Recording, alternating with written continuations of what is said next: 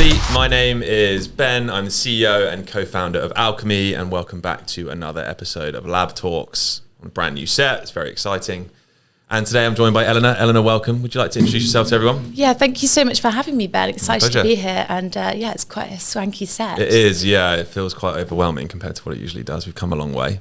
Yeah. I think it probably makes sense to start at the beginning. I mean, you weren't always in Web3, I imagine. Like, where did you come from, and then kind of what brought you to Web3? Yeah. So, I'm Eleanor, head of platform and ecosystem at Fabric Ventures, one of the first sort of Web3-native VC firms in Europe, but we are a global fund, but specializing within the open economy, so Web3 and AI, quantum compute. Nice. So it's really exciting, about 108 portfolio companies and just under sort of 200 million AUM. So, it's an exciting time for Fabric. Prior to that, I was in a Web2 VC for 3 years, also leading on sort of community and platform and value creation for founders, and really understanding and supporting founders to find product market fit, which is something that, especially in Web2, that VCs bang on about. Yep. Less so in Web3, but definitely want to bring that across because you create value, you have like a sticky product, and everything else follows, in my opinion. Yep. So I think that's, and then before that, I actually founded a few companies. Oh, nice. One travel tech company, and then a community of women, which was 8,000 women, called Female Founders Fair. Oh, cool. And worked in employee branding, a little bit of consultancy, and actually did some work for Tech Nation and Accelerator. So we've always been in kind of the startup space since 10 years. I'm not going anywhere, but I definitely am very much excited about the crypto landscape and blockchain and AI, and just feel like that's where tech used to be in 2016, and kind of don't want to miss out. So there's two things I thought were quite interesting there. The first one is you have quite a lot of portfolio companies. Like, what does your interaction with them look like? Like, what do you do? How do you help them? Like, where do you kind of add some value for them? Yeah, there are a lot of portfolio companies. So it's like, how do you build for scale?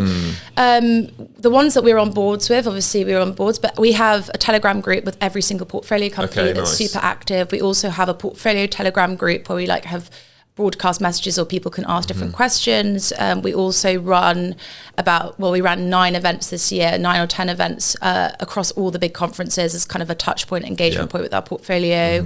I have relationships with probably, most, if not all, the portfolio companies. So like, if they sort of know me on a personal level, so they can sort of ask if I need something, and then I can point them in the right direction. It's quite sort of, that's quite a casual relationship. I would say my relationships in a Web2 VC, we also have like a resource hub, etc., which is a bit more vetted service providers, a bit more sort of scalable and passive. But in terms of one-to-one, it's all around the relationship that I just sort of spend the time building, and sort of keeping an eye on news and sort of what's important. And also some founders, like serial entrepreneurs, don't need as much hands-on support, whether that be around like hiring or like go-to market, where like first-time founders, they've not done this before, so you need to actually allocate more time. So it's also identifying who needs support, who needs time, and where your impact should go. I'm a first-time founder, and I think we certainly fucked a lot of stuff up. I think it's you don't know what you don't know, and I think hiring was a tricky one for me for a long time. Like, I think at least at the beginning, you've got to get some people just to care about what it is that you do. So we were hiring people that we knew, and that worked really well in some instances and less well in other instances, and moved past that. But that was tough lessons to learn. I think probably a bit of a distraction at points as well. And I think now we've got a much better process of, we moved away from like job descriptions to, here's what you're going to do in your first 30 days, here's what you're going to do in your 60 days and 90 days, and that is the job description. 100%. Just like solving a problem for us, not, we need you to do this thing. I think they've got to be bought in on the vision, the end goal, and that vision's got to be clear. But like, by breaking things down, you make things a lot more achievable. Totally. Without a goal, you can't score, right? Alkimi as a business kind of sits between blockchain and ad tech, to like Web 2 and Web 3 ideas, really. But were you hiring from Web 2 and Web 3? Did you need to make sure that essentially everyone you employed was on chain? Is that a requirement or not? Yes and no. So there's still some parts of the business that are very Web 2. So like the sales function to some degree, that's just a sales role. So like that doesn't really have a genre, if you want to call it that. But on the development side of things, there were like very heavy blockchain developers, but then equally we split it to like the ad platform and the blockchain platform. So that, and then also I was like, okay, if we get too many people that have come from ad tech, they'll want to build it like other ad tech products in the past. And if you get too many people from blockchain, it won't look enough like an ad tech product for it to find product market fit. So that is an ongoing balance. 2.5 it's like sometimes it feels a bit schizophrenic, like so I wear my ad tech hat for the day and then I wear my blockchain hat for the day, and they are very different, even just with the way that we speak to potential users. Like we have kind of 3 users. You have like people that buy ads, people that sell ads, and then people that support the network. So that has been like, we've got 1,200 validators on the network. Yeah. We want advertisers to become validators. We want our media owners to become validators as well. But some media owners, like we work with News UK, they still print a newspaper. Talking to them about validators can be quite challenging. Yeah. Advertisers and media agencies, some of them lean into it more. So like we do a lot of work with publicists. They've got a huge Web3 team. Like they're now the biggest media agency in the world and are looking at Web3. I think they've got their head of blockchain was at Consensus this year. Nice. So like they'd identified that as an event that made sense for them. And that was really cool for us to see one of our partners being at a blockchain event, because IPG weren't there and Omnicom weren't there, but Web3 is big. It's going to become bigger. So it was cool that a massive company like Publicis were like, we're in a blockchain event. Yeah, that's awesome. Katie Hudson from Publicis. That's right. Yeah. Katie Hudson and Chris Outram. Yeah. Yeah, we've just done a little shout out. Yeah. But I always think as well, because Web3 is so much about the culture and it's about like you bring people around like a joint mission. Yeah. And so I think one of the best ways to sort of understand the mission and what people are trying to build is like actually just allowing people to experience that. Yeah. And so bringing them into like a crypto native conference, like a decentralized conference like Consensus, is probably one of the best ways to sell, right? Yeah, totally. Like be a part of it.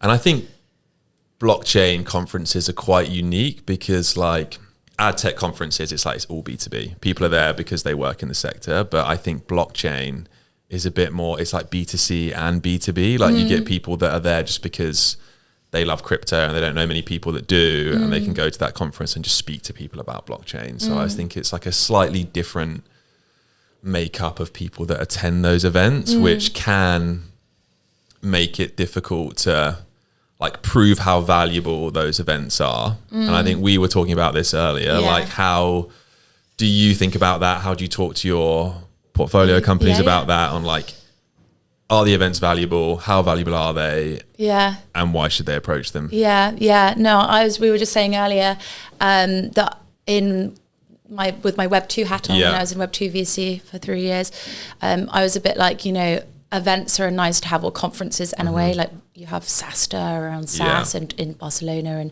obviously Slush, which is still kind of a big one for fundraising for funds. But I was a bit skeptical when I came into Web3, and I was like, what? Like all these founders are just touring the world on like road trips, like meeting up all over.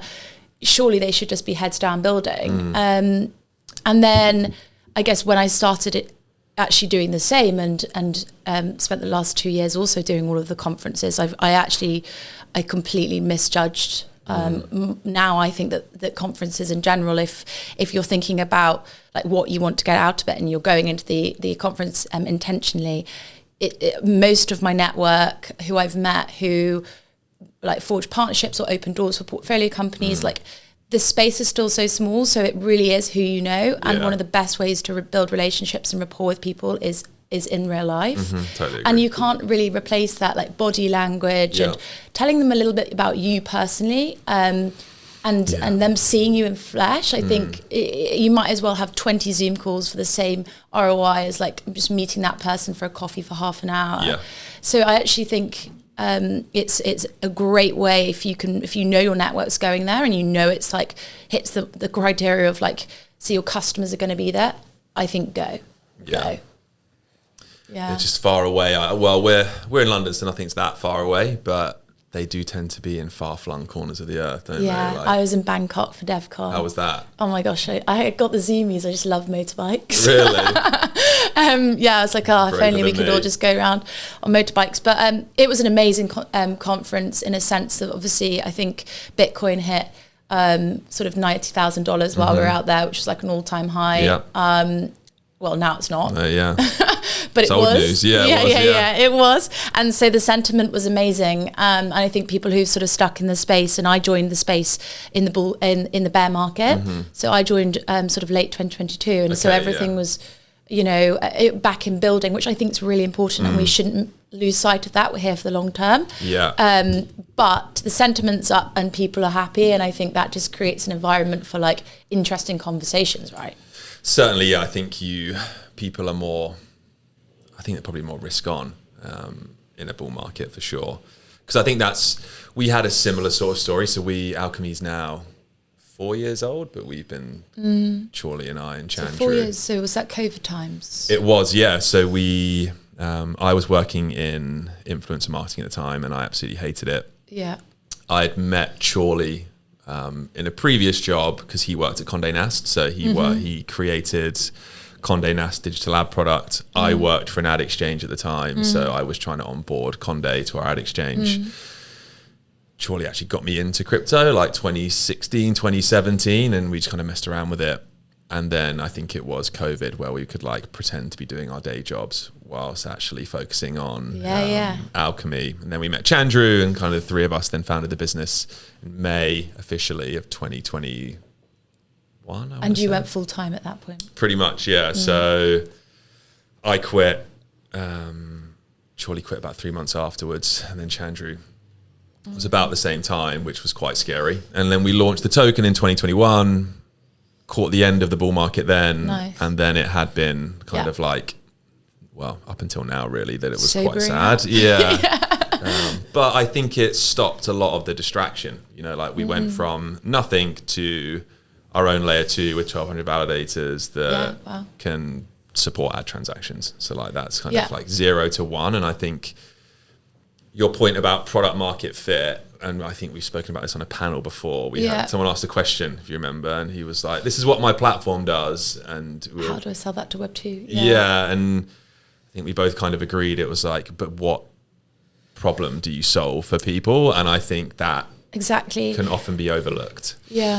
Yeah, I think with any new tech, there's a lot of developers are just sort of building because they want to build and because they're excited by the technology. Yeah, but certainly. There was less commercial people in this space. I actually think it's quite interesting. I've come from media. I want to apply this technology to media and understand where it's like sticky and where I can solve real problems. Yeah. And that's essentially, that's how founders should be thinking, regardless of the space, where there's obviously a lot of people who set up companies because they just want to be in the space. So I think finding a problem that you like generally care about and you can dedicate 10 years of your life to, because like, as you know, it's not a small ask starting a company. Like you've got to be like in it and really understand what problem you want to solve. And then, ultimately what technologies are complementary to that and how do you apply those technologies. And that's when like real use cases will be created for the space. And then really you create a valuable company, your token will fly. Yeah, I think that's one of the, because I'm not a technical founder. I'm not a technical. Chandru is.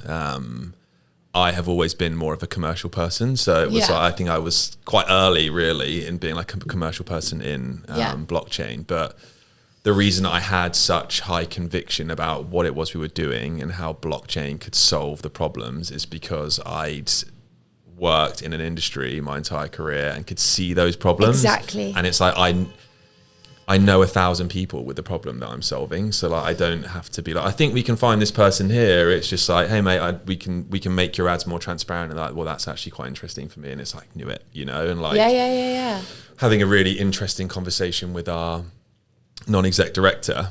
He is a non-exec director for Alkimi, but his day job is he's an SVP over at Warner Brothers. And we had this really like nerdy conversation about the way in which people bid on ads is that ad inventory sent to a buyer is kind of arbitrarily throttled because it's expensive to listen to the billions of ad requests that exist. Yeah. and then the buyers start to bid. But what actually makes more sense is if it's more like an order book that you would see in crypto. So it's like, here's all my bids, here's all the prices that I'm asking for, and then you can kind of match them in real time. But that doesn't happen necessarily. So there's just like inefficiency with the way that auctions are matched. And we were talking about it in the room next door. I think this could be quite a cool idea. And then we spoke to Rob and he was like, that would be a cool idea. So like immediately you can be like, okay, this guy knows what he's talking about. He can validate what we're thinking. That can then help us prioritize the products that we build rather than just being like, hey, we can just build anything on this platform. Well, that's also the biggest problem that founders have, or that I've seen in the last sort of 5 and a bit years in venture, is founders spreading themselves too thin and not having like a focus. And so they keep moving the goal, and then there's how they can't execute on anything. And so like being centered and knowing kind of what your roadmap is and where you're going, and like speaking to your customers is just so important versus like trying to do everything and be nothing. Yeah. You've probably seen that. It's tough though, because like a lot of blockchain companies are still quite B2C in some degree. Yeah. And a lot of it's quite narrative driven, I think, as well. So it's tough not to get pulled in a certain direction. True. Everything is narrative.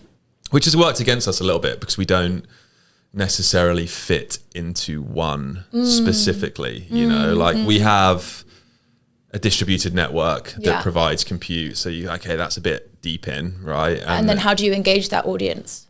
Without just being explicitly deep in. And then it's like, well, the other point that we're making is that there's $600 billion of ad spend that's off chain that if you run a validator, you can earn yield from. So that like makes it a bit more RWA. Yeah. And then we're also we provide a layer 2 for ad transactions to take place. So we are infrastructure. So it's like, okay, which one do we lean into? And that has worked against us a little bit. But fundamentally, like that's kind of the best of all of those things. At least you can departmentalize it. Yeah, true.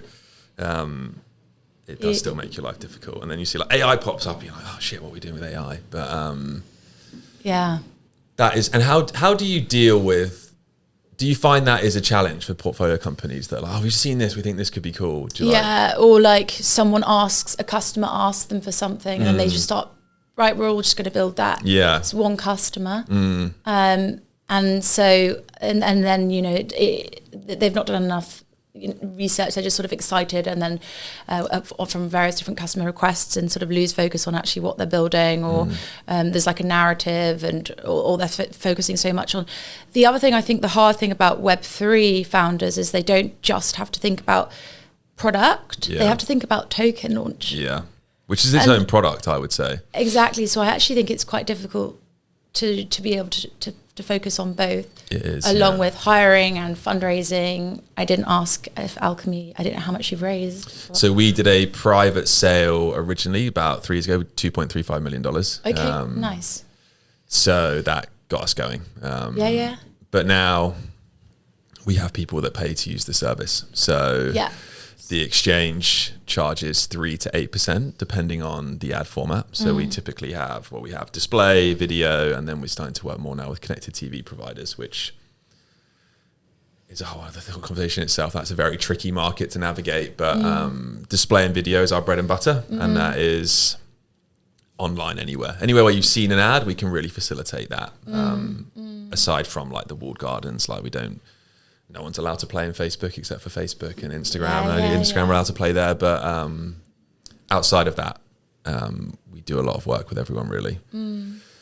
Yeah, I think I want to talk a bit more about events, because I've been to a few events. I've never really jumped into them. Like we've seen some value, but I always think, okay, you go to an event, it's a week out of the office. Like a ton of stuff happens over that week. And I think, I find it difficult. So I guess pitch me on events, I suppose. I think we should be there by the sounds of it. Yeah, so at the beginning of the year, which is, the very end of the year, which is what we've already done, we sort of scrape the whole events conference scene database, and we put about, 50 events into a spreadsheet. Yeah. Useful. And so then basically we then tier the event from tier 1 to tier 3. Tier 3 is very unlikely that we'll attend. Fine, yeah. Tier 1 will probably be there. Then from a VC perspective, is it for IR, investor relations? Because actually we need to raise money as well, true. So that we can, I think founders forget that like you're not the only ones that have to raise. Yeah. And so we have to think about that. So from an IR perspective, and then from a founder perspective, where are we going to find like interesting deal flow? So this year I've been looking a lot around the convergence of Web3 AI. Okay, yeah. And so, you know, what are the sort of technical, where do we need to be to find that, for instance? So that's sort of some of the categories, and then locations, and then what sort of activation we want to do there.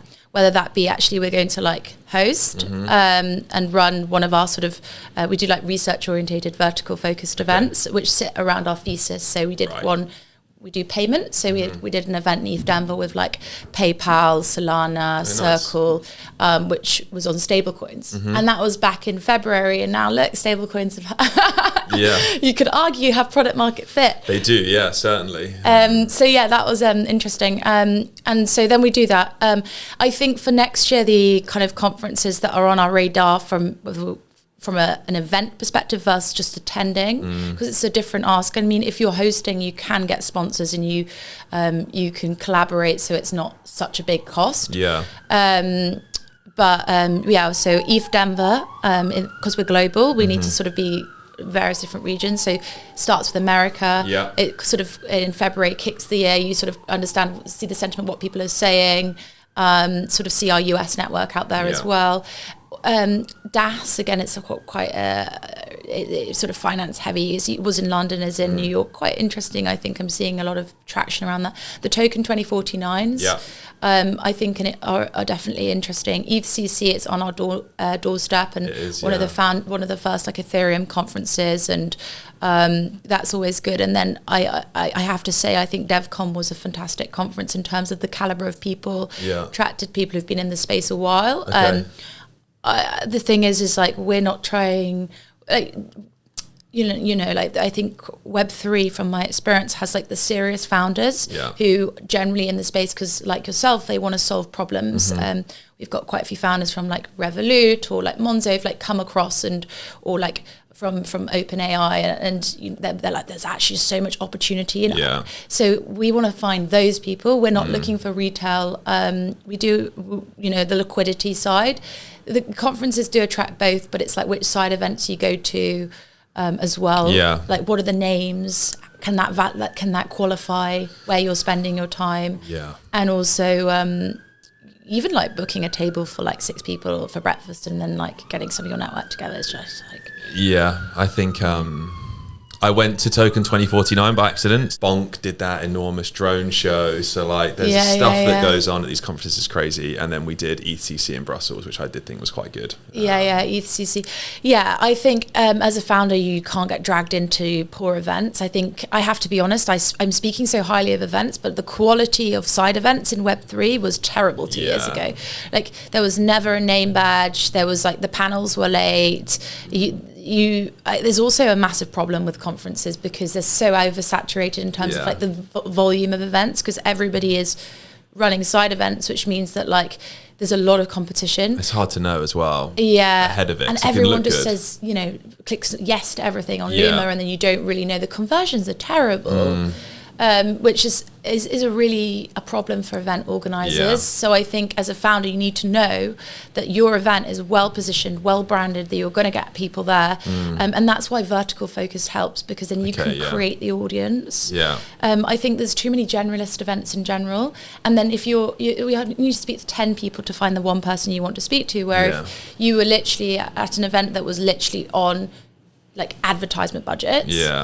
Well, everyone's there to talk about that topic. Exactly. And so I think there's ways to create environments where they're it's just more valuable, essentially. We've run our own event a few times in London. So we've done 2 now. We did one this time last year, and then we did one earlier this year. And we were able to like curate quite a good crowd of people. So that was kind of specifically aimed. We had people that were into blockchain that came along, but it was more people that we'd worked with that had an interest in blockchain, and that had actually, they have been quite beneficial for us. We had someone that's been on the podcast, joined a panel, a lady called Flaminia that works at IPG. Nice. She, having been on that panel, she put us into a process with her business, which is called Magna. And then it was supply path optimization, which blockchains are brilliant for in ad tech. We ended up scoring very highly in that test, and that secured us a deal with Magna. So like that was kind of began from her being on a panel at one of our events. Yeah. So that was cool to see. And then we got to, as you say, like own the narrative of stuff that you want to talk about. I always do this presentation similar to the one I did at Zebu Live, where you kind of take people on a journey through like the infrastructure that's being used for ad tech, super old. Blockchain's new infrastructure. It's being adopted really quickly. Yeah. That's why we've used it for this old infrastructure. Also at the House of Commons. Yes. When you were doing your pitch, I thought it was really interesting how you position that to an audience that is not in the space. Yeah. It's I got two speeds to it. Like I've got two bits that sit either side of it, which is like the technology is really old. Here's how we solve the problems. And then the bit in the middle is either here's how an ad exchange works or here's how a blockchain works, depending on who we're speaking to. And I just kind of swap that bit out so I can be quite consistent. And it means that if I get like a late last minute call up, like that's what I talk about. It's like 3 bits and then I swap out the middle bit depending on who the audience is. And that has just been pretty useful. I always update it with new references, but that's just like always there to be like, this is what I'm going to speak about in these 3 sections. And I'll change the middle bit depending on who is actually in the audience. And that's made my life easier for sure. Makes it a bit less nerve-wracking when you're learning something new every time. But yeah. I might ask you a question, actually. Yes, go ahead. So basically, if a founder, so say you're a commercial founder, right? There's not that many commercial founders in the space. There's a lot of technical founders that are commercial founders. Yeah. What would you say to a technical founder in terms of your customer persona? You're trying to get Web2, Web3-native customers. How how's the pitch different, and is the sales pipeline different, or like how long should the sales cycle be? What are the things to sort of consider if you're trying to sort of attract customers outside of the space, right? I think I don't talk about blockchains really. I think like the best technology becomes invisible pretty quickly. It's like, and the example I always give, and it's a bit of a trope, but like when you pay for something, you don't specify how you paid for it. Do you know what I mean? It's like, oh yeah, I cashed that coffee, or I Visa'd those shoes, or I Apple paid that.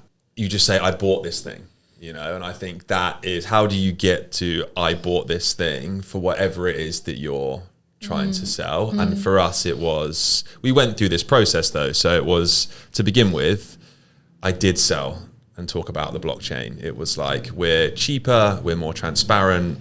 And then we were speaking to people that were going to buy ads through the exchange, and they're like, okay, I understand it's cheaper and more transparent, but what am I buying? Like how do I put cheaper and transparent into a media plan? It's like difficult to do. Yeah. So using the cheaper and more transparent, we were able to create a product which is really easy to buy. So we call it 100% share of screen. We're able to buy all the ad units on a particular page. So if you're like a luxury brand that doesn't want any other ad units on there, you can say, okay, Burberry's going to be the only ad, or a brand from LVMH is going to be the only brand. That is cool. And we do it in a way that's cheaper and more transparent than you can do it today, and can scale more easily. So they're like, okay, I want to use 100% share of screen because I don't want Cartier to be next to Rimowa, right? Yeah. That changed the way that people thought about us, because they're like, oh, I can just go to them for this one thing. Yeah. It didn't matter that it was on a blockchain. That just then appeared in the results thereafter. And that has just kind of opened doors for us. Yeah. It's really interesting. I think within like Web3 crypto, it's like we're all so obsessed with the stack. It's like, are you a layer 1? Are you a layer 2? Or like, are you a DApp? Or like, where do you sit within the stack? And like, and we're so focused on that. But actually, you know, with the internet, we just call it the internet. Exactly. And it's a click of a button. And so we confuse people. And it's like, but potentially you need to sell the problem you're solving versus how you're doing it. And that's just a sort of on top of.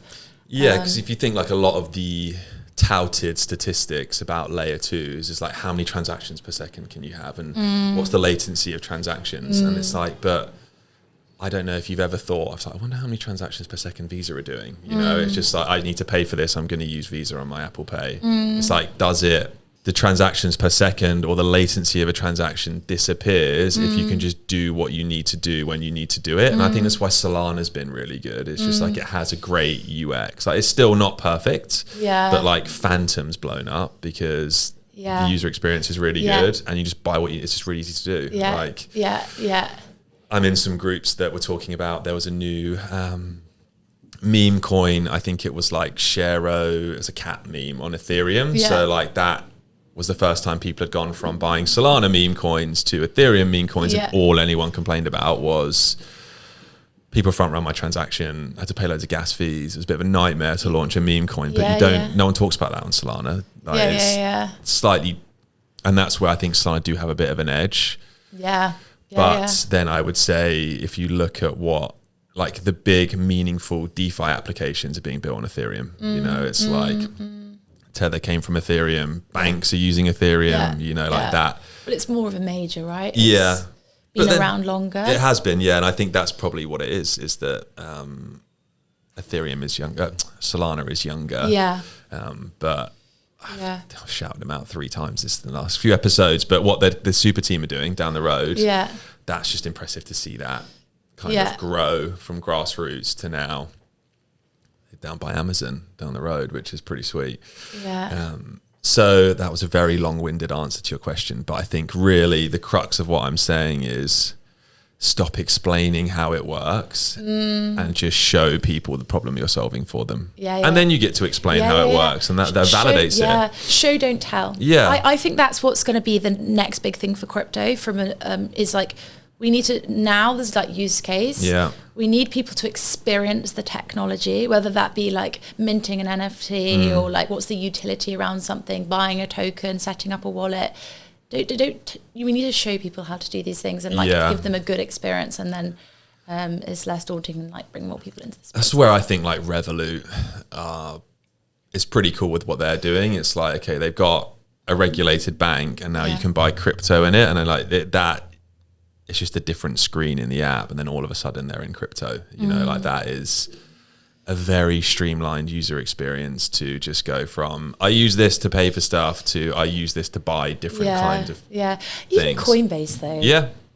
Like they've done such an exceptional job from a UX perspective and UX, and also just like the way they've kind of been fighting for the space, you know, like the stand with crypto stuff. Exactly right. And just I think they created a super PAC this year, and there was 220 pro crypto politicians they were able to get elected in America. And I think that is like night and day from where we've been. And that's, I was going to ask you that, like, do you think that given like the 180 in America's approach to blockchain, I imagine the event scene in America next year is just going to go into overdrive, and they'll just be like one a week.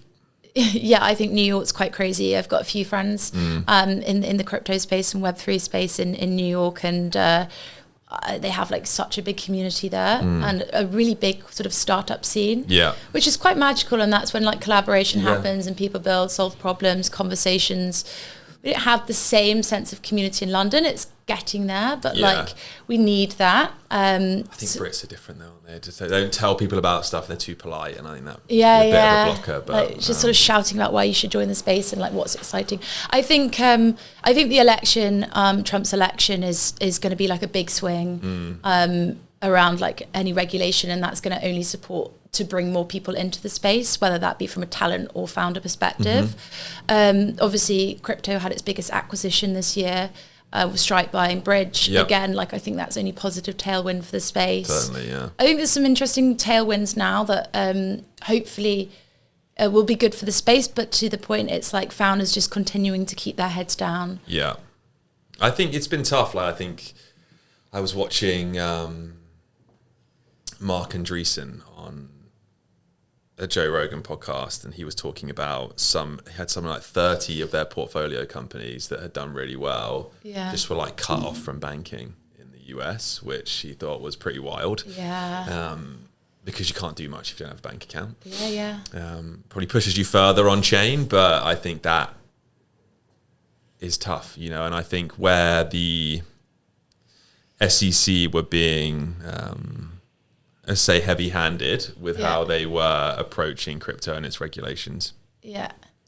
I think it stopped people that had good intentions, that were wanting to solve a problem in America from like, okay, I'm going to do this, because they're like, we might get a Wells notice, and you get a Wells notice, no one's going to work with you. It costs you loads of money to fight it, or it costs loads of money to roll over, because that's just how it goes. And I think that allowed for people that were going to do something they didn't care about if they got in trouble for. Do you know what I mean? So like, this is where I think it will change dramatically. I'm quite excited about it, because America is the biggest ad market in the entire world. Like, a budget in the UK for a test is somewhere between like £30,000 to £50,000. Yeah. A test in America is at a zero, so like $300,000 to $500,000. So you're very focused on the US from a customer base. Slowly but surely, like it's, I think like many British boy bands have learned the hard way. If you go and try and break America and it doesn't work very well, it's expensive. Yeah.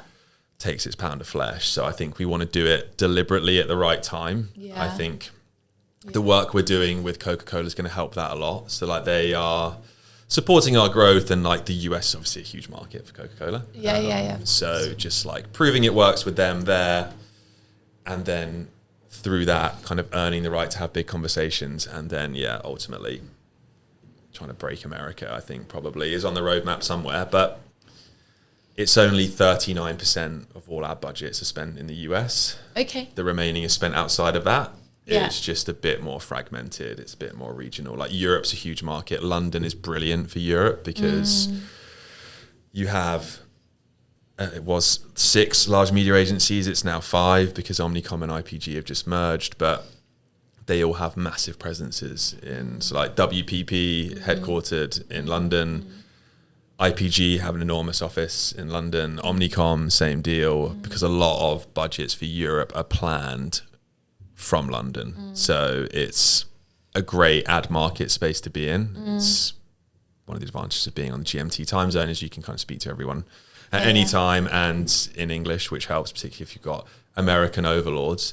But then Omnicom and IPG are massive in the States. So like, our good relationship we have here, I hope would travel, because that's what's worked quite well for me in the past, is that I would sell software to media owners. Like Warner Brothers is a good example. I sold them a deal in London, and then we just kind of shipped that deal over to North America, and then landed all of Warner Brothers in the US. So the relationships are already warm.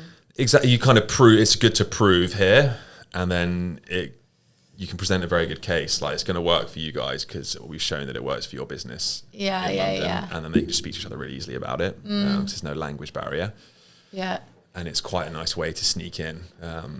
It still presents its challenges, you know, because like the Spanish market is slightly different to the French market, and the German market is different to the Italian market. So like, you get good at solving problems in various regions, but in America, you get to sell to a continent. So it's with largely the same language and regulations and interests. So America's going to be cool, but you never know, you know, like, who knows what's going to happen in the future.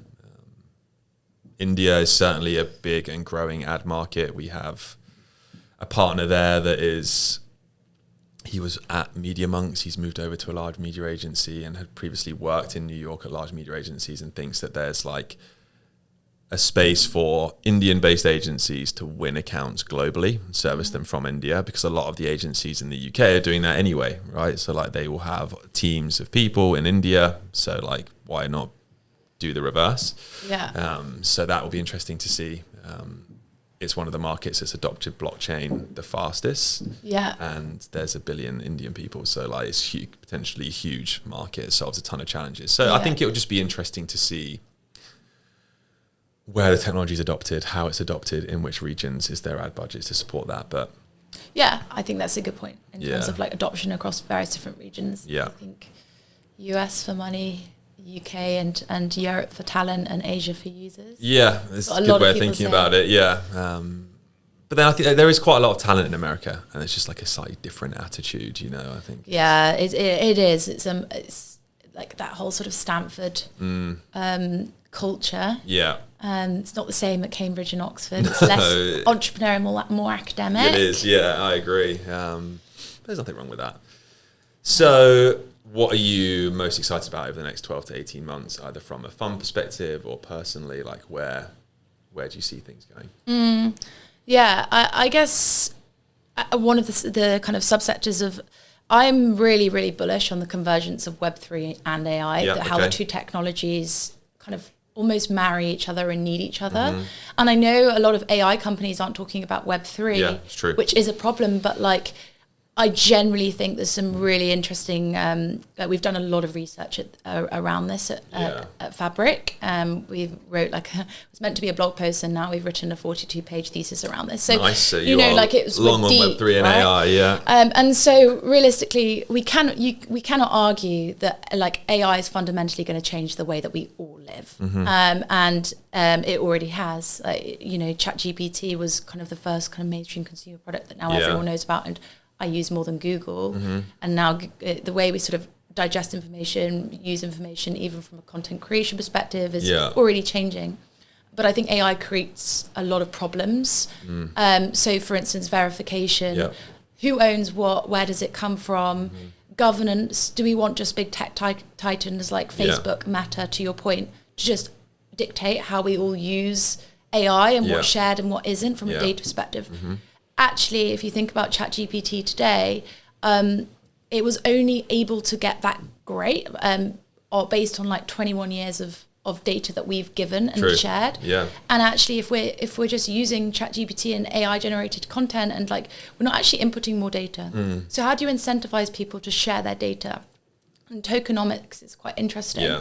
So blockchain technology is one of like everything is encrypted on blockchain. From a data perspective, how do you get that walled garden data?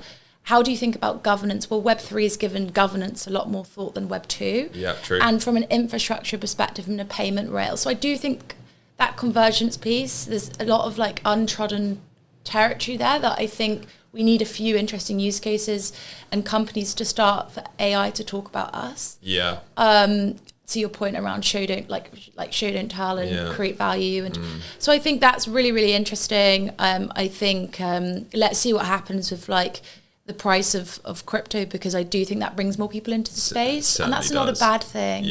Like meme coins, like it or hate it, like even from a trading retail perspective, I'm like, I need to like find some altcoins and meme coins. It's part of it. It's part of the learning experience. It's part of understanding how it all works. It's I think if you viewed NFTs as like crypto 101, I think like meme coins are really like crypto 201, because I think the challenge you had with NFTs where they were just like illiquid, you know, like you had to find someone that liked your particular one. You had to sell the entire thing, whereas with meme coins it's like you can sell 1 Pepe or 2 Pepe or a million Pepe, you know, and they don't need to like it. It's more commoditized in that sense. And I think that people that perhaps were entered into crypto and NFTs have been like, okay, I can see how this is a better user experience when it comes to me trading it than NFTs were. But like fundamentally, it's just like, do you think it's funny? Do you like the art? Do you know, like that is what is shared. It's like there's no, like Bored Apes became a bit of a thing because as a bit of a status symbol, you know, and it's like, okay, well then that like meme coins, it's like some of them are funny and some of them aren't, you know what I mean? It's there's a lot more to it than that, but like, I think that fundamentally that is the hook for most people to get into it, is that like, oh, I think I get that, it's kind of funny, it might go up in value, like this the speculative nature of it is quite interesting. I had a really interesting conversation with a chap on Wednesday last week, and he had, the company he worked at had done some research on like when acquiring new customers, if you say you were guaranteed to get $5 of free credit if you interacted with this thing, versus you might have the chance to win $1,000 of free credit, that you might have a chance to win $1,000 outperformed the $5 guaranteed every single time, because there's that like the speculation around what you have and the value is going to increase is like just the way our brains are wired is more attractive. So I think that is quite cool. And then to go back to your point on OpenAI, AI platforms using loads of data that we've given them, it has similarities with what made like Facebook so big in the beginning. It's like it didn't create or own any content. It took content from other platforms. So like well-established like publishing platforms, think like newspapers, magazines that created a presence on the internet when it was invented, lost a lot of content that was then monetized by Facebook, then Meta now. Yeah. And that just seems strikingly similar to what is happening with AI platforms, you know, because, and then you look now and Google are in court at the moment for running a monopoly. Like Meta have been in trouble in the past, you know, just from like monetizing stuff that isn't necessarily theirs. And I think that's, there is the danger of that with AI. Yeah. And I think that, as you rightly say, a blockchain provides a very nice way to prove the ownership of whatever that data may be and then reward people in the right way. Transparency is similar to how you're using the blockchain. Yeah, exactly. It's just like an immutable record is really useful for stuff like this. You know? So I think that will be interesting to see that play out for sure. I like fundamentally believe that once you get out of the adoption of most things, like user adoption happens really quickly and then there's only so many users you can get on a platform. That point is when advertising becomes like the number one way to monetize anything. WeTransfer did this really nicely. Like they just wanted people to use the platform to send big files to one another. And there was a point where you're stuck on a screen looking at your file, your window rolling up, you're uploading whatever it is. That presented them a really nice opportunity to create an ad product because like you have a full page, glossy interstitial, no one else is going to be able to buy that ad unit, and they created a really effective ad product off the back of that. And I think we are still in the user number go up phase, but like you're seeing this now with OpenAI, right? Like huge amount of people adopted their platform and now they're like, okay, we're thinking about running some ads. So like everything comes back to ad technology. Google is an ad tech company, Meta is an ad tech company. Like once you get out of the big, we've got loads of users phase, you're like, what can we do with them? Because we can't get more people to buy subscriptions or pay for a software, you know, like Netflix is doing it now. Spotify did it, you know, like big platforms. So like will Uniswap start with a similar experience to WeTransfer start to think about how they monetize? Like will people like Lens and Farcaster, once they get to critical mass of users and that number starts to slow and people are like, what are we doing about revenue because no more new users? It's like everyone goes, oh, we can monetize it with ads. And I think that we will see that happen from this cycle, is that like the user adoption happens and then platforms will be like, oh, maybe we should think about another way we can make money that's not just from fees, because that's kind of flattened out after a period of time. It's like we have insights around the wallets that are using the software, and then you don't need to know who that person is through a zero knowledge roll up, but you know that person has, I don't know, whatever, like has Bitcoin in it, has Ethereum in it, might have a particular NFT. Like that's quite an interesting bit of information for someone to be like, okay, well, I'm Cathay Pacific. I'm trying to sell business class flights. I'm looking for wallets with more than $100,000 in them, or wallets that have traded more than $500,000, because that might be someone that's more likely to pay for business class, or the Four Seasons might think that, or whoever, you know, like the best identifiers for ads online, which is what the game is. It's like, who are you advertising to and how can I get more people that are within the audience that I want to target?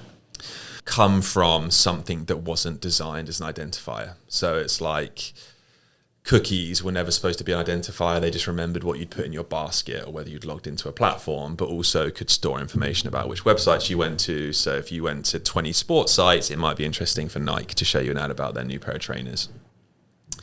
And then mobile phones came around, which had a device ID, which was even better than a cookie because it lasted for more than 30 days.